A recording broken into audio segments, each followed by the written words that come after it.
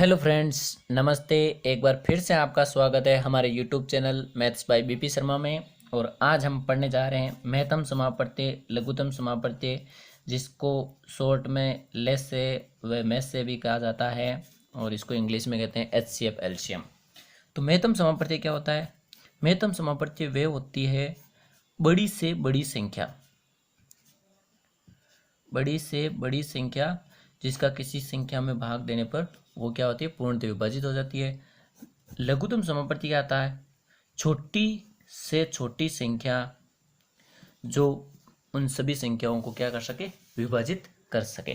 तो अपन देखो छोटे छोटे सवाल लेते हैं, जैसे 48 और 84 और 96, इनका अपने को क्या निकालना है? HCF निकालना है। तो आपको पता है LCF निकालना। HCF देखो, HCF का मतलब होता है महत्तम समापत्ति। महत्तम समापत्ति में प्रत्येक संख्या का आपको गुणनखंड अलग अलग करना होता है। क्या करना होता है? अलग अलग करना होता है। महत्तम समापत्ति बता रहा हूँ मैं आपको। तो आप 48 में पहले 2 का भाग दोगे, कितनी बार? 24 बार। 24 में 2 का 12 बार, 2 का भाग 6 बार, 2 का भाग 3 बार और 3 का भाग 1 बार। इसी प्रकार से इसके भी आप क्या करोगे? गुणनखंड करोगे। तो इसमें हो जाएगा 42, 2 का भाग जाएगा 21 बार। अब देखो 2 का तो जा नहीं रहा है, तो अब कितने को दोगे? 3 का। 3 का कितनी बार? 7 बार और 7 का 1 बार। अब इसमें और भाग दोगे, 2 का सबसे छोटी संख्या का भाग देना स्टार्ट करना है। ये हो जाएगा 48, फिर हो जाएगा 2, फिर 24, फिर 2 का भाग दोगे 12, फिर 2 का भाग दोगे 6, फिर 2 का भाग दोगे 3, 3, 1। अब ये हो गए इनके गुणनखंड। तो अब देखो 48 का गुणनखंड क्या हुआ? 2 कितनी बार है? 4 बार और 1 3 बार। फिर देखो 2 इंटू 2 इंटू 3 इंटू 7। फिर इसका गुणनखंड है 2 इंटू 2 इंटू 2 इंटू 2 इंटू 3। अब देखो HCF निकालना है। HCF का मतलब होता है महत्तम समापत्ति। तो इसमें से जितने कॉमन गुणनखंड है, कॉमन का मतलब ये 2 बार है, इसका मतलब ये तो 2 बार हो गए। फिर देखो इसमें 2 नहीं है, अब अपने को 3 तीनों में है, तीनों में होने चाहिए, हो गए। अब देखो इसके अलावा कोई भी संख्या है जो आपके इसके गुणनखंड में नहीं आ रही है, तो 3 दूनी 6, 6 दूनी 12। इसका मतलब इसका HCF क्या आएगा? 12 आएगा। तीनों में कॉमन संख्या होती है, उसको आप अलग लिखोगे और उसको क्या कर लोगे? मल्टीप्लाई कर लोगे। यही क्या हो जाता है? इसका HCF। अब देखो अपन सीखते हैं एलसीएम निकालना। एलसीएम जिसको आप क्या कहते हो? लघुत्तम समापत्ति। अपन संख्या लेते हैं 8, 10, 12 और 28। इसका क्या निकालना है आपको? एलसीएम निकालना है। एलसीएम निकालना है तो इनका सभी का साथ में ही आपको क्या करना है? गुणनखंड के द्वारा भाग देकर के गुणनखंड निकालने। तो 2 का भाग इसमें 8 में दोगे 4 बार, फिर कोमा, फिर इसमें अलग दोगे। प्रत्येक संख्या में भाग दे रहे हो आप, फिर इसमें 6 बार, फिर इसमें आएगा 14 बार। फिर देखो अगर किसी भी संख्या में एक में भी अगर छोटी संख्या का भाग जा रहा है तो आपको भाग देना है। जैसे इसमें भाग जा रहा है 2 बार, इसमें भाग नहीं जा रहा है, नहीं जा रहा है तो इसको सेम टू सेम लिखोगे। फिर इसमें भाग जा रहा है 3 बार, फिर इसमें भाग जा रहा है 2 का 7 बार। चला गया। अभी भी 2 का भाग जा रहा है, किसी न किसी संख्या में तो जा रहा है, तो इसमें जा रहा है 1 बार, इसमें 5, 3 और 7, क्योंकि इसमें नहीं जा रहे हैं भाग। अब देखो इससे बड़ी संख्या 2 का तो किसी में नहीं जा रहा है, अब 3 का दे देते हैं। 1 5 में जाएगा नहीं, 3 में 1 बार और 7 में जाएगा नहीं। अब 5 में दे दोगे, 5 में दोगे तो 1 1 1 और 7 में जाएगा नहीं, तो 7 में दोगे तो क्या हो जाएगा? 1 1 1 हो जाएगा। अब देखो ये तो जब तक 1 1 1 नहीं आते तब तक आप इसमें भाग देते जाओगे। अब इनको आप क्या करोगे? आपस में मल्टीप्लाई करोगे। 7 को 5 से मल्टीप्लाई करोगे 35, 35 को 3 से मल्टीप्लाई करोगे, क्या आया? 105। और इधर आप इनको 2 दूनी 4, 4 दूनी 8, 105 को 8 से मल्टीप्लाई करोगे तो क्या आएगा? 840। इसका मतलब इसका एलसीएम क्या आएगा आपके लिए? 840 एलसीएम आ गया। अब अपन अगला सवाल देखते हैं। एक छोटा सा सवाल है, जैसे तीसरा सवाल मान लीजिए अपन 3/16, 5/12 और 7/18। इसका आपको निकालना है HCF। क्या निकालना है? महत्तम समापत्ति निकालना है। महत्तम समापत्ति निकालना है तो ये भिन्नों की संख्या को आप महत्तम समापत्ति निकालते हो जो भी निकालते हो, इसका मतलब महत्तम समापत्ति निकालना है तो ऊपर वाली संख्या क्या निकालोगे, महत्तम समापत्ति, और नीचे वाली संख्या क्या निकालोगे, लघुत्तम समापत्ति।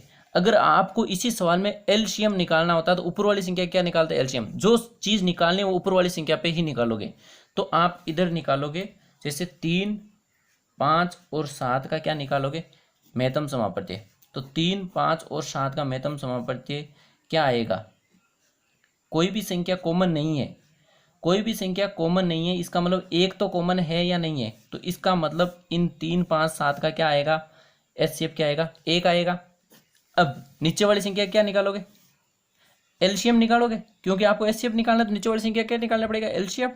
तो अब देखो 16, 12 और 18 का क्या निकालोगे, एलसीएम। तो आपको 7 में निकालना है।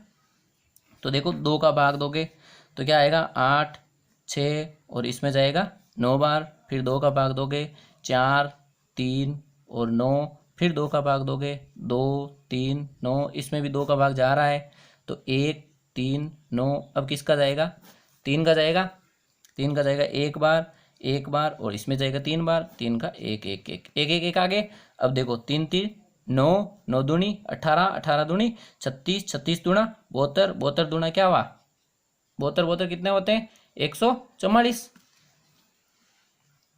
तो इसका मतलब 1/144 इसका क्या होगा, एचसीएफ होगा। आपको एचसीएफ निकालना था, इसलिए अपन ने क्या लिखा, अंश का एचसीएफ बटा हर का एलसीएम। अगर आपको एलसीएम निकालना है तो आप क्या लिखोगे, अंश का एलसीएम और बटा हर का एचसीएफ। ये हो गए आपके इसके आधार पर सूत्र जो आपको याद रखने के काम में आएंगे। तो देखिए आपका अगला सवाल है 0.75, 1.05, 4.5 का क्या निकालना है, एचसीएफ निकालना है। तो अपन इसको पहले पॉइंट हटाते हैं, पॉइंट हटाते तो पॉइंट की जगह 1 आएगा, पॉइंट के आगे जितने अंक है उतने क्या आ जाएंगे, 0। इसमें भी पॉइंट हटाओगे तो क्या आ जाएगा, 1, 0, 0, फिर इसमें पॉइंट हटाओगे तो क्या आ जाएगा, 1, 0। एचसीएफ निकालना है, ये भिन्न बन गई, देखो भिन्न बन गई या नहीं बन गई। तो इसमें आप क्या करोगे, एचसीएफ निकालना है तो ऊपर वाले अंश का क्या निकालोगे, एचसीएफ, अंश का एचसीएफ, और हर का क्या निकाल दोगे, एलसीएम। तो देखो इसमें आप निकालना स्टार्ट करोगे, 75, 105 और 45, इसका क्या निकालोगे आप, अलग अलग क्या निकालोगे, एचसीएफ निकालोगे। तो आप इसके अलग अलग क्या निकालोगे, एचसीएफ निकालोगे। तो एचसीएफ क्या आएंगे आपके लिए, 15 आएंगे। तो एचसीएफ आ गए अंश का 15। अब इसके क्या निकालोगे, इन तीनों के, इन तीनों के आप निकालोगे एलसीएम, एलसीएम निकालोगे। एलसीएम आती है या तो बड़ी संख्या, और बड़ी संख्या नहीं होती है तो बड़ी संख्या का क्या होता है, गुण जाता है। तो इसमें देखो 100 है तो 100 में देखो इसका भी भाग जाता है, इसका भी भाग जाता है, तो इसका मतलब इसका क्या आएगा, 100 आएगा एलसीएम। अब देखो आप इसको पॉइंट में बनाओगे तो जितने 0 है नीचे उतने अंक छोड़ करके क्या लगाओगे, पॉइंट लगाओगे, तो 0.15 इसका क्या आ जाएगा, एचसीएफ आ जाएगा। तो देखिए अगला सवाल है आपके लिए, ये 3 संख्या दे रखी अलग अलग संख्याओं के, अपन ने क्या कर लिए, पहले गुणनखंड दे रखे हैं। तो आपको क्या निकालना है, एलसीएम निकालना। एलसीएम का मतलब होता है लघुत्तम समापत्ति। तो आपको बड़ी से बड़ी संख्या लेनी है। बड़ी से बड़ी संख्या लेने का मतलब 2 की घात सबसे बड़ी कौन सी है, देखो 2 की घात इसमें 2 है, इसमें 1 है, इसकी में 4 है, तो 2 की घात बड़ी क्या हो गई, 4। अब देखो 3 की घात इसमें क्या है, 4 है, 3 की घात 2 है, 3 की घात 5 है, तो इंटू क्या आ जाएगी, 3 की घात 5, और 4 की घात सबसे बड़ी क्या है, 4 की घात 2 है। इसका मतलब ये तो क्या हो जाएगा आपके लिए, एलसीएम हो जाएगा। अगर आपको एचसीएफ पूछे ऐसी संख्याओं में तो आपको क्या करनी है, छोटी से छोटी घात लेनी है। छोटी से छोटी घात लोगे, देखो 2 की घात 1 है छोटी, फिर देखो 3 की घात 2 है छोटी, और 4 की घात क्या है, 1 है छोटी। तो इसका एचसीएफ तो हो जाएगा ये, और एलसीएम हो जाएगा ये। अगला सवाल है आपके लिए 7 की पावर -6, 7 की पावर -4, 7 की पावर -10, 7 की पावर 11। इसमें भी आपको एचसीएफ व एलसीएम निकालना है। एचसीएफ देखो क्या होती है, छोटी से छोटी घात होती है, और एलसीएम क्या होती है, बड़ी से बड़ी घात। तो बड़ी से बड़ी घात तो क्या हो गई, 7 की घात 11, इसका मतलब एलसीएम क्या हो जाएगा, 7 की घात 11। छोटी से छोटी घात कौन सी है, देखो ये है या ये है, ये है।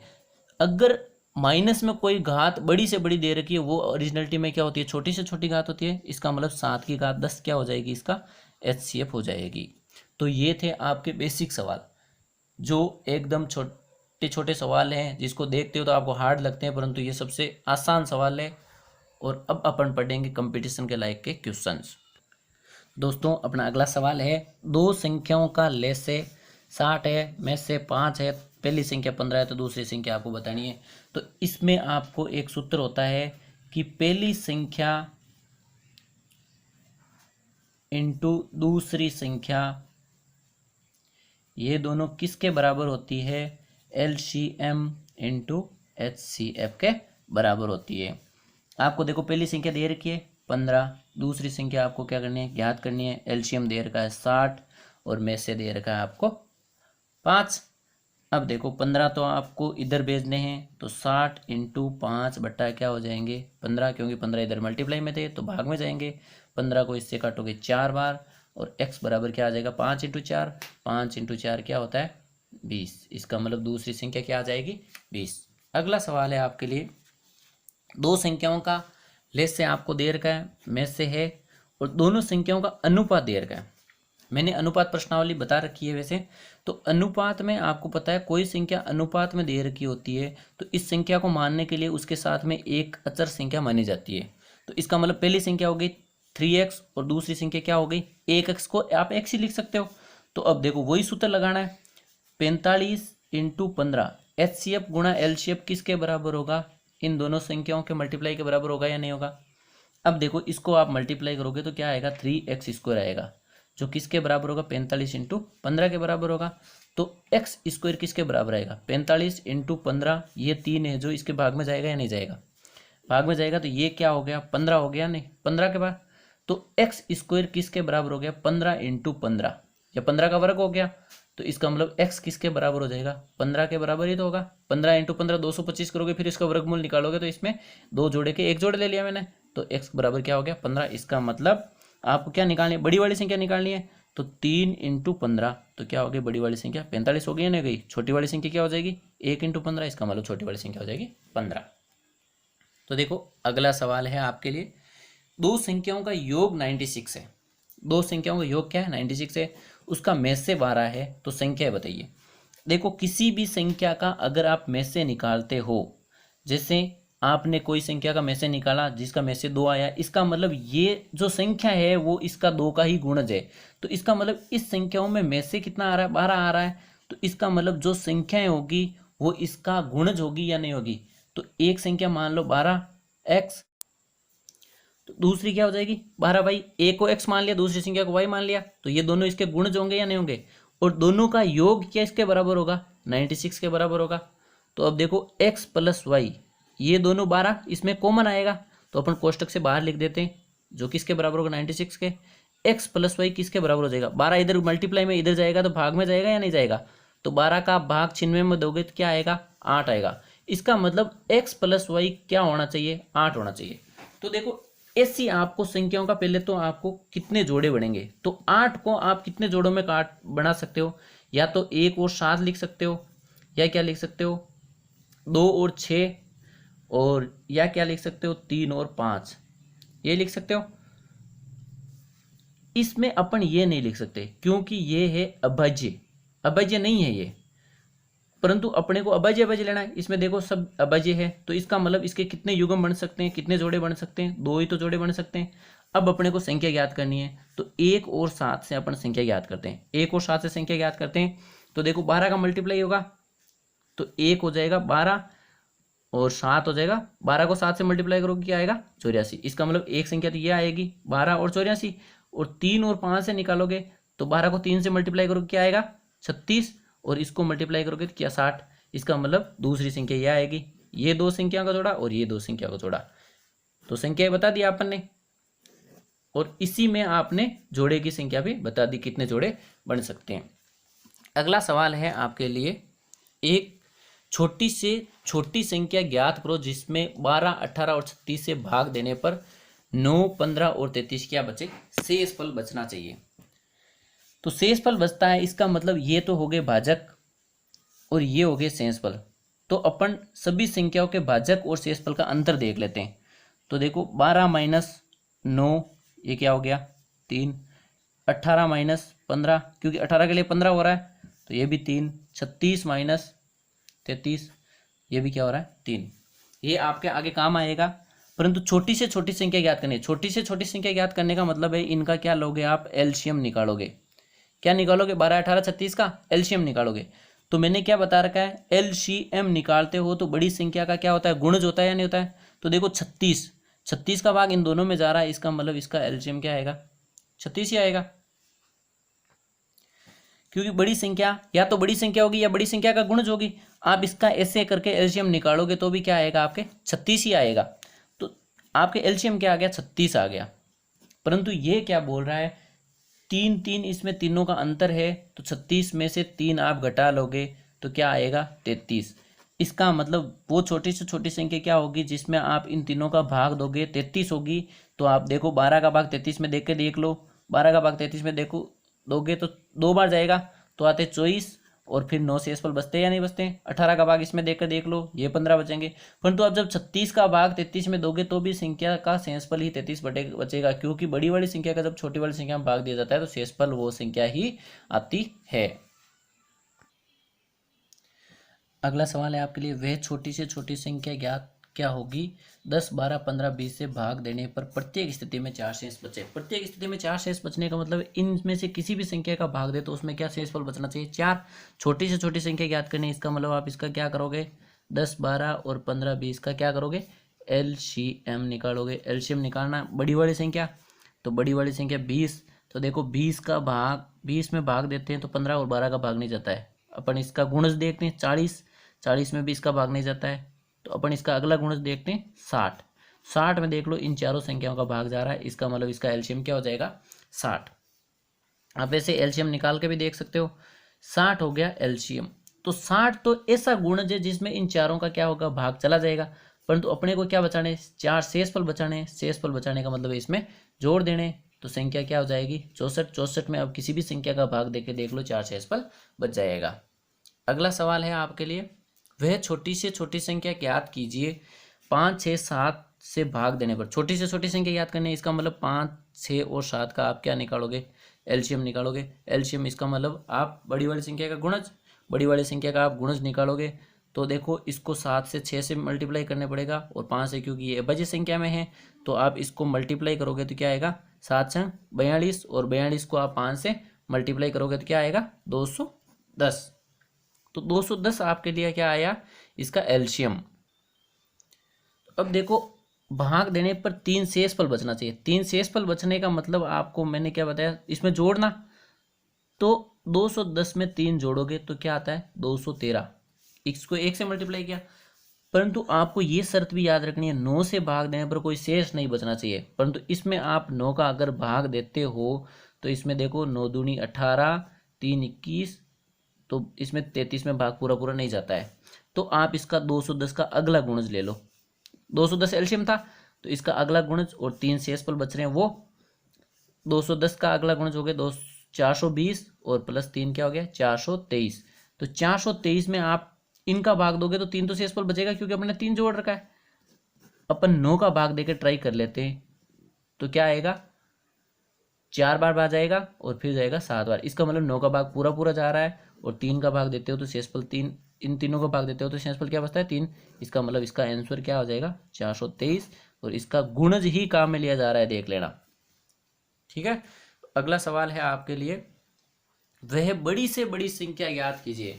जब बड़ी से बड़ी नाम आ गया तो इसका मतलब आपको क्या निकालना पड़ेगा, एचसीएफ निकालना पड़ेगा, जिसका 85 और 67 में भाग देने पर इतने शेषफल बचते हैं। तो 85 में भाग देते हो, इसका मतलब 85 और वही भाजक और इसका अंतर निकालोगे तो क्या आएगा, 80, और 67 में भाग देते हो तो इसका अंतर निकालोगे तो क्या आएगा, 60। दोनों में से अंतर निकाल लिए। एचसीएफ निकालना है, बड़ी से बड़ी संख्या है, तो इसका 80 और 60 का आप क्या निकालोगे, एचसीएफ निकालोगे। एचसीएफ निकालोगे तो अलग अलग निकालोगे तो इसका एचसीएफ क्या आएगा, 20, और यही इसका आंसर हो जाएगा। 20 का भाग आप 85 में देके देख लो, 20 का भाग 67 में देके देख लो, 5 और 7 इसका शेषफल बचता है।